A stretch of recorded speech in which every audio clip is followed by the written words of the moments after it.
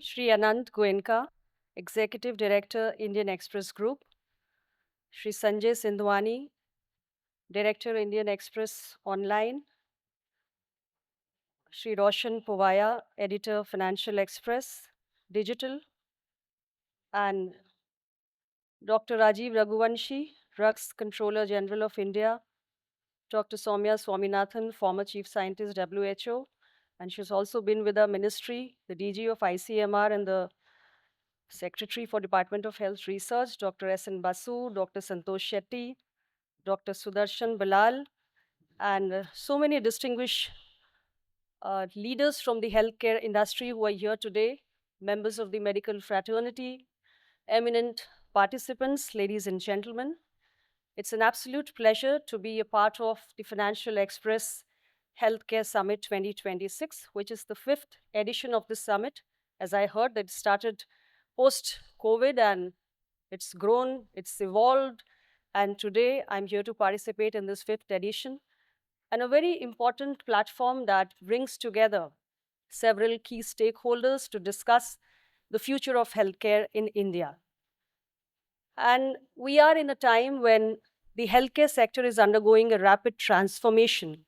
So, such dialogues, I believe, are absolutely essential to discover pathways of ensuring better patient healthcare outcomes for each and every citizen of our country and also globally. Well, friends, I'm very happy to say that under the visionary leadership of our Prime Minister, Shri Narendra Modi ji, healthcare is no longer on the margins. It is now a key pillar of Viksit Bharat. And it is not just viewed as a service, it's viewed as a very powerful instrument of nation building. And when we march towards a developed India by 2047, we cannot achieve this target without building a healthy nation. And hence, our vision is to build a healthcare system that allows us to attain universal health coverage, which is accessible, affordable, and quality healthcare for each and every citizen of India. And you can understand what a big target it is, considering the size of our population, considering India's diversity, considering the geographical complexities we have.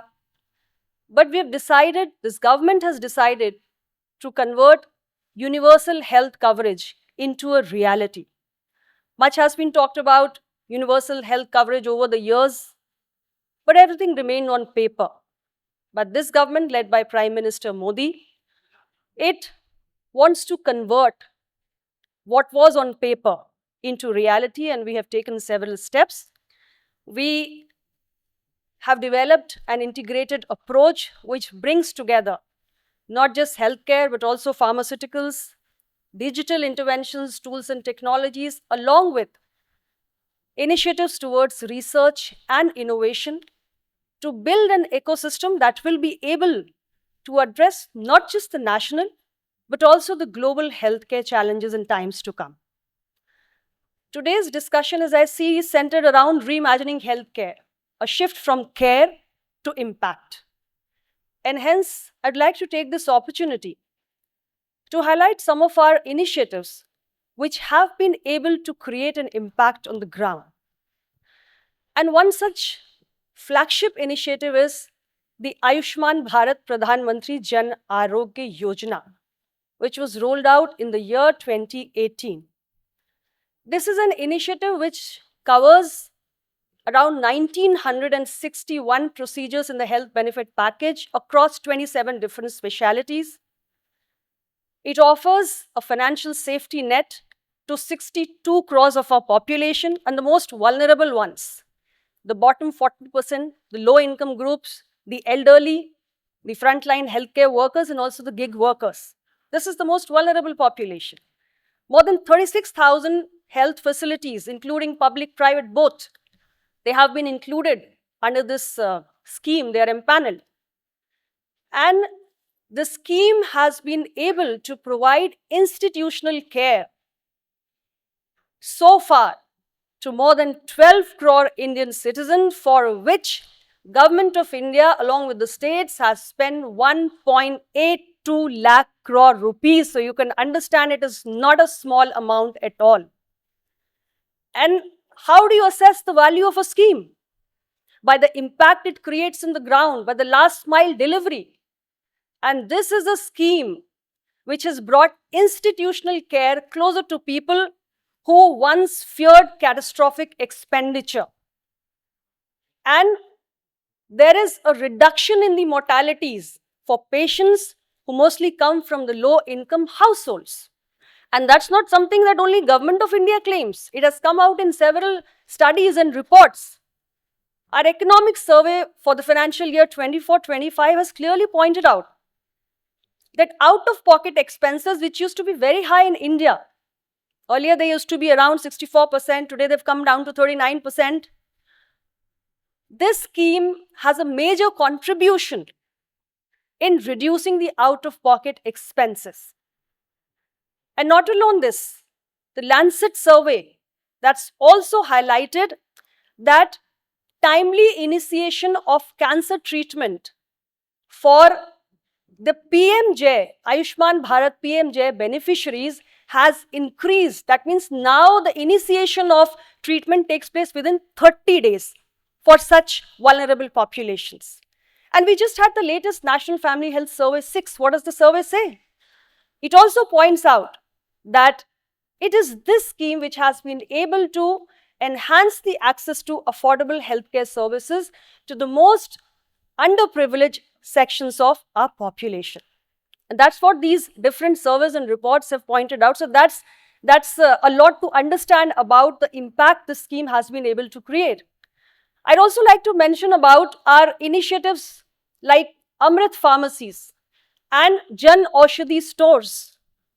These are steps which have provided reliable access to not just generic drugs, but also advanced treatment facility in terms of the surgical implants or the branded medicines which are needed by patients all across the country.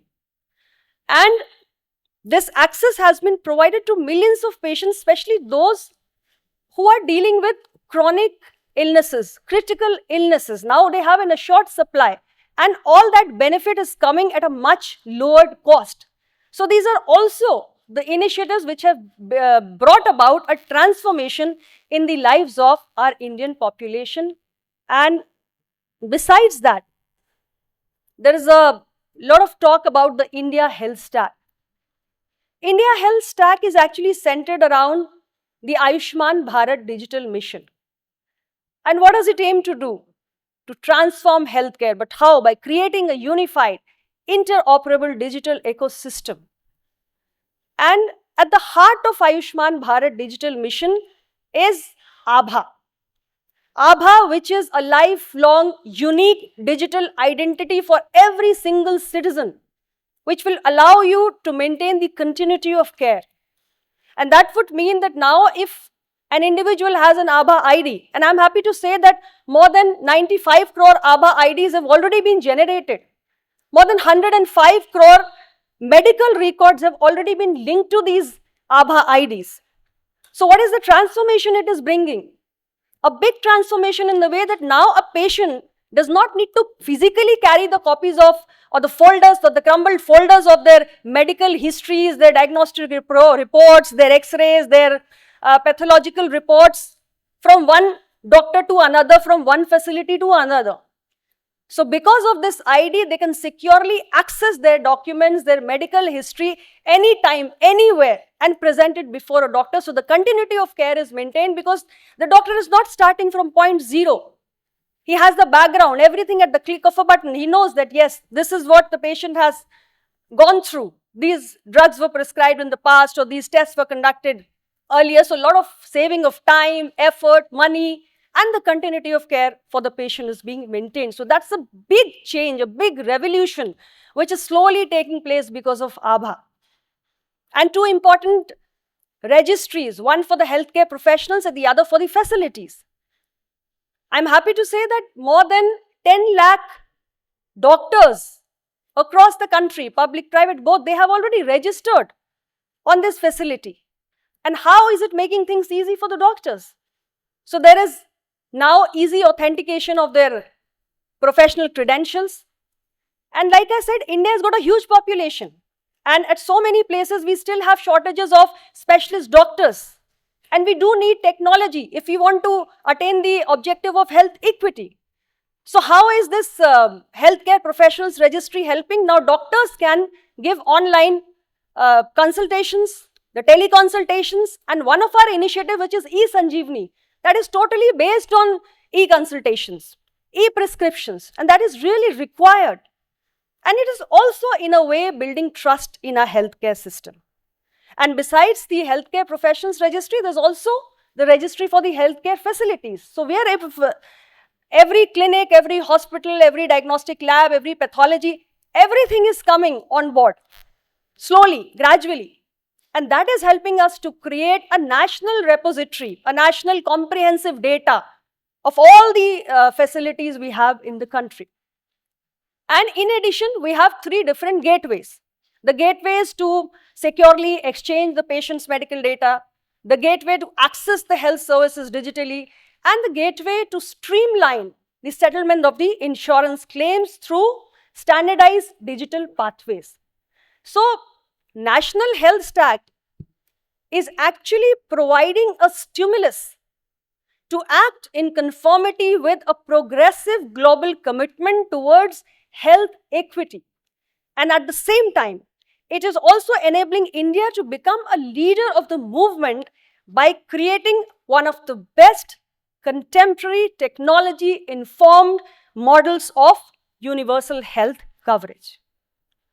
Friends, I would also like to say that the well-being of mothers and children, that is the top priority of the government led by Prime Minister Narendra Modi ji. And why do I say this? Because several initiatives across different ministries, it is not just the Ministry of Health and Family Welfare, it is also the Ministry of Women and Child Development and so many other different ministries, because our government has worked on a model which brings together not just the whole of government but also the whole of society approach. So different ministries of government of India are working towards improving the nutritional status and health of women. So when you build toilets under the Swachh Bharat Abhiyan, which is under the Ministry of Drinking Water and Sanitation, that also contributes to a better health outcome for our women. So coming back to how our women's and children's health has improved, the National Family Health Survey 6, which has come out lately, it clearly reflects that India has made accelerated progress on this front. So we see the number of women who now seek antenatal care has increased. Number of women who seek antenatal care in the first trimester, that has increased. Number of women, pregnant women who seek at least 4 ANCs, that has also increased. Institutional deliveries have gone up. Maternal nutrition has gone up. How has all that happened? It clearly reflects that there is both strengthening of infrastructure and there is also better access and better delivery of the maternal health care services. And I'm highly encouraged to see the progress that we have made on the child immunization programs. So today when you see the report of the National Family Health Survey, we see that the zero-dose children has come down. There are more children who are receiving vaccination. Full vaccination coverage has gone up. Children are receiving vaccination more in the public health facilities. And the number of children below 2 years who receive any vaccine, that has also gone up. And why is all that happening? Because the last mile delivery improvement has taken place on account of the dedicated frontline healthcare workers, our cold chain storage infrastructure which has improved, public participation has enhanced, and most importantly, the biggest contribution comes from the digital interventions we have made. And I would like to particularly talk to you about UWIN. This UWIN has revolutionized the entire universal immunization program by digitizing the entire vaccination journey. So now every pregnant woman in this country, every infant, every child, and we cover 0 to 16 years. There is a big cohort, 2.5 crore children, around 3 crore pregnant women. So you can imagine tracking, real-time monitoring and tracking of every single mother, every single child. That is what UN has allowed us to do. It addresses the problem of zero-dose children by sending personalized SMS alerts to parents whose children's vaccination is due. And the best thing that UN has done is that it allows anytime vaccination anywhere. And that has majorly benefited the migrant population of India. So we have so many of migrant population traveling here and there, and the children need to be vaccinated. Now they don't need to go to a facility in a place where they belong to. Anywhere in India, they can just walk up in a public health facility. If they have that ID, it can be tracked. Child needs which vaccination, mother needs which vaccination. Everything is digitally controlled. And that is why, when today India's progress on MMR, IMR, NMR, under 5 mortality, that is being lauded globally, these initiatives have a big contribution to make. A big contribution. There is a sharp decline. We are doing better than the rest of the world. On the maternal mortality front, India is coming down at a rate of 86%, while rest of the world is coming down at a rate of 48%. How is that happening? That's happening because of these initiatives. And one after the other, these are helping us to improve the rates of maternal and child health indicators. And I'd also like to talk about one of the pressing challenges of our times. It's not a challenge just for India, but also the entire world. And that's the alarming rise in the non-communicable diseases. The worst thing about non-communicable diseases is that they reduce the number of productive years of life. And they're today leading to early mortalities. So what has India done? We've adopted an aggressive multi-pronged strategy. We have a national program for the prevention and control of NCDs in place. But that program, under that program, we're not just scaling up infrastructure or training and skilling our healthcare professionals. We have also included a wide array of NCDs, and we've gone beyond the core illnesses, which means there's now chronic kidney diseases or the non-alcoholic fatty liver disease that also gets covered under the National Program for the Prevention and Control of NCDs. And the biggest initiative that we have taken, because that's a massive milestone in preventive healthcare. Today, in India, we have a network of 184,000 Ayushman Arogya Mandirs across the length and breadth of this country. And what are we doing at these Ayushman Arogya Mandir? No, we haven't set them up in 12 years of our government. No, the primary healthcare facilities or these first point of contact have always existed, but they were just confined to playing the role of providing, say, maternal and child health services. Now, what we have done, we have expanded the range of services, and 12 different primary healthcare services are being provided. I wouldn't go into the detail of those services, but one of the best things that we are doing, which helps us to address the alarming rise of NCDs, is one of the world's biggest population screening program that we are carrying out at these Ayushman Arogya Mandirs. So every individual in this country who's aged 30 years and above is today being screened free of cost for diabetes, for hypertension, and for 3 types of common cancers. So breast and cervical cancer and oral cancer for women and oral cancer for men. So every individual in India is going through this screening program.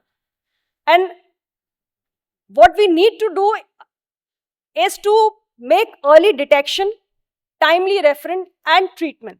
That's the most important step for addressing the challenge, the menace of non-communicable diseases. And this population-based screening program is a major preventive health intervention which is helping us to move in this direction.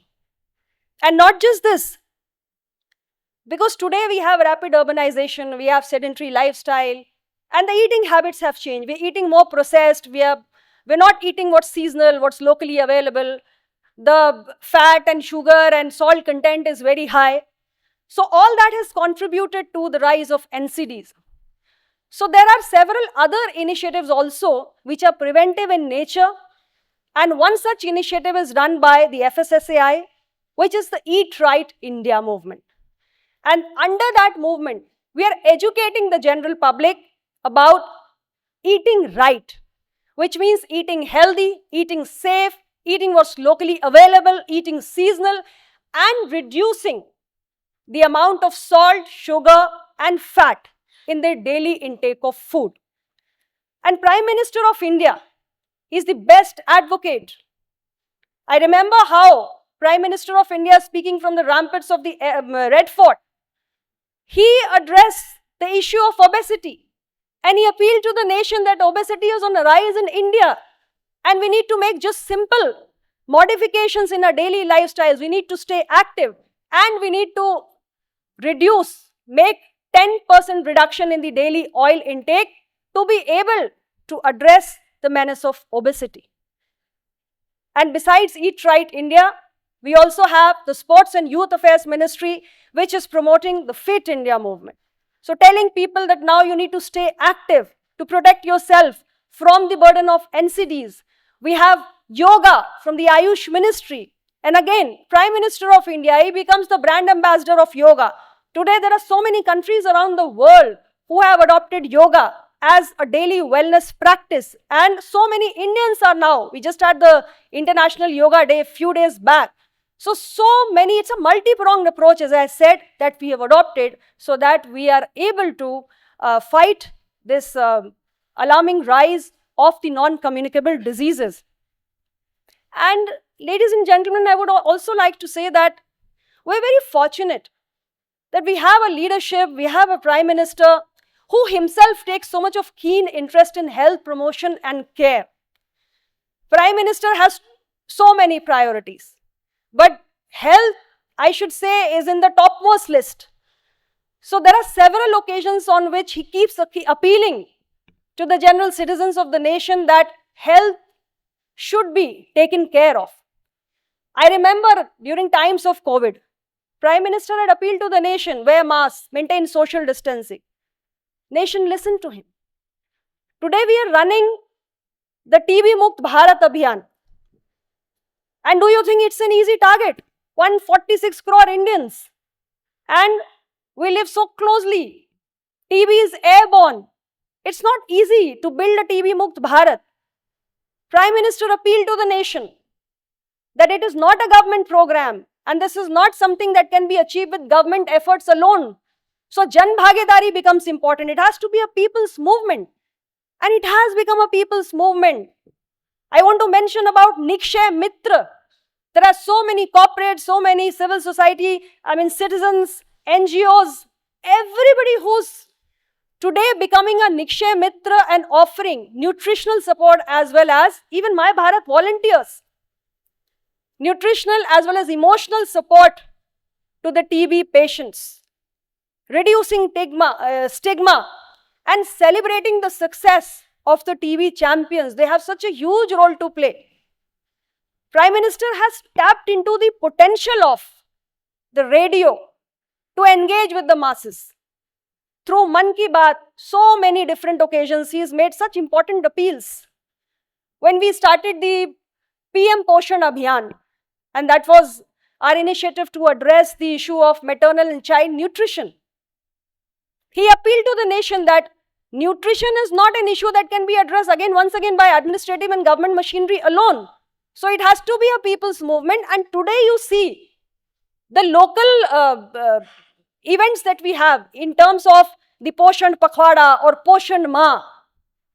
There is huge involvement of not just the grassroots functionaries, the self-help groups or the Anganwadi workers. They are part of the government. But you see how people are coming forward, how the communities are engaging to make sure that women get the right kind of nutrition, children get the right kind of nutrition, stunting, wasting, all that problems, is anemia, all that is addressed. So people see a guiding force, a guiding voice in our Prime Minister. When Prime Minister speaks, people listen. In Mann Ki Baat, he even spoke about organ donation. We need more and more organ donations. And people do listen to him. The organ donation pledges have gone up since the time Prime Minister has spoken. So that's the difference, my friends, that the leadership can make. Healthcare is a shared agenda, and it's not just, it does not have to go just like a normal routine government program. It has to be the participation of everybody, every key stakeholder. And I think it all begins with the leadership. And we're very proud to have a leadership which considers health as the utmost priority. Besides, on the research and innovation front also, Government of India is now giving tremendous support to health research. So the number of health research projects are going up, and we see a strong institutional ecosystem is also being created with more of these multidisciplinary research units coming up, the viral diagnostic and research labs coming up, the rural health research units coming up, and also the health technology assessment center. So as this network of the research and innovation centers is expanding, we're bringing the innovation capacity closer to the communities and to the patients.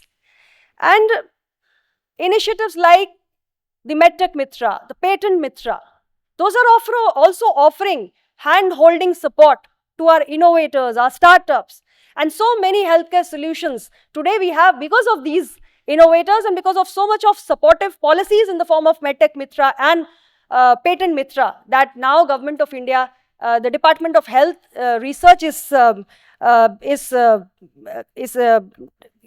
forwarding. And this year's budget, we announced another major initiative, the Biopharma Shakti Mission. India is already known as the pharmacy of the world, and we're supplying vaccines, medicines, generic drugs to more than 200 countries across the globe. But now, India needs to make a shift from the volume-based generics to the value-based innovations, the biologics and the biosimilars. The way the healthcare scenario is changing, NCDs are rising, autoimmune disorders are rising. World over, the demand for the generic biosimilars, biologics are going to increase. So we want India to step into this new arena. And we want India to become a global biopharma manufacturing hub. And as part of this transformative vision, the Indian Council of Medical Research, because we've decided that we'll be setting up 1,000 clinical trial sites across the country. So ICMR is also going to set up a number of such sites, and that will help to enhance the quality, the credibility, and also the global acceptability of the clinical research standards in India. This initiative will not just accelerate the drug development timelines, it will also enhance patients' access to advanced therapies. It will bring new opportunities for the researchers, and it will establish India as a preferred destination for innovation-led clinical research in the world, which will be a very big gain. At the same time, advances in genomics, molecular diagnostics, and precision medicine, those are also creating new opportunities. And India has unique strengths because of its scientific talent, its population scale health data, biotech capabilities, and advanced diagnostics. And all of this places the country in a strong position to contribute meaningfully to the next generation of personalized and the precision healthcare solutions. So complementing these efforts, Government of India is also supporting the innovation in precision medicine, in advanced diagnostics, in targeted therapeutics, creating opportunities to translate emerging areas such as genomics into scalable as well as affordable healthcare solutions. And lastly, friends, the most important things. We need to be prepared for the future health threats, future pandemics, if any. And recent global public health challenges have taught us very important lessons.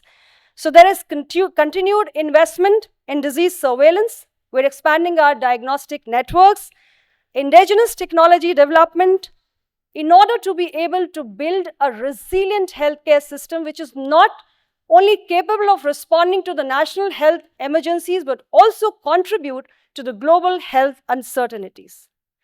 And in conclusion, I would just like to say Health is a shared mission. And as we move forward, our collective responsibility is very clear. Government can provide vision and the broad policy framework. Regulators can uphold the quality and public confidence. Industry can innovate responsibly. Our healthcare professionals can translate science into healing. And our academicians, they can prepare the next generation of scientific leadership. So when we all stakeholders, when we all move together with a shared sense of purpose, healthcare no longer remains a service. It becomes a powerful weapon of nation building. And I believe everybody here has some contribution to make to fulfill the larger national aspiration of building a developed India by 2047. So with this, I once again congratulate Financial Express for holding this healthcare summit, for having me here, and I thank you all for your patient audience. I wish the summit a great success. Thank you very much. Jai Hind.